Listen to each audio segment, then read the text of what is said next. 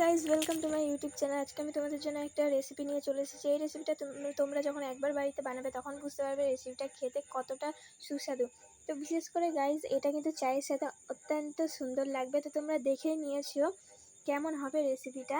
তো তোমরা একবার প্লিজ বাড়িতে বানাও, এটা আমি বলছি বানাও, সত্যি অনেক সুন্দর লাগবে। 10 মিনিটের রেসিপিটা কিন্তু তৈরি হয়ে যাবে। তো তোমরা দেখতে পাচ্ছ প্রথমে আমরা আলুটা চোকা ছাড়িয়ে নিয়ে গ্রেটার মেশিনে গ্রেট করে নিয়েছি। তারপর আলু থেকে যে জলগুলো দিয়ে ভালো করে ধুয়ে নিয়েছি, তারপর তার মধ্যে আমরা একটু লবণ দিয়ে দিয়েছি, লবণ দিয়ে মাখলাম। এবার এখানে আমরা মাখতে দিয়ে একটা আদা আমরা থেতো করে নিয়েছি। তো তারপরে লবণ দেওয়ার ফলে যে জলগুলো বেরিয়েছিল সেই জলগুলোকে কিন্তু আমরা ভালো করে ধুয়ে নিয়েছি। তো তারপর তার মধ্যে আমরা আদা দিয়ে দিয়েছি, তারপর লঙ্কার গুঁড়ো, তারপর লঙ্কা কুচি, তারপর গরম মশলা, দেন তারপরে ম্যাগি মশলা দিয়ে কর্নফ্লাওয়ার দিয়ে দিয়েছি। তারপরে একটু মিক্স করে নিয়েছি আমরা।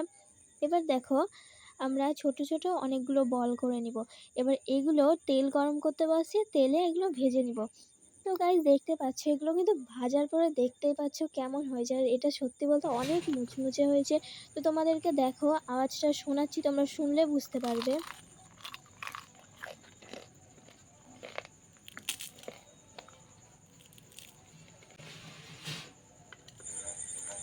তো গাইস তোমরা কিন্তু আওয়াজটাও শুনে নিয়েছো, এবার বুঝতে পারছো যে কেমন হয়েছে। তো গাইস সত্যি বলতে এটা কিন্তু খেতে অনেক সুন্দর হয়েছে। তো তোমরা একবার বাড়িতে প্লিজ বানাও। আজকের ভিডিওটা এই পর্যন্তই। চলো, ভালো লাগলে লাইক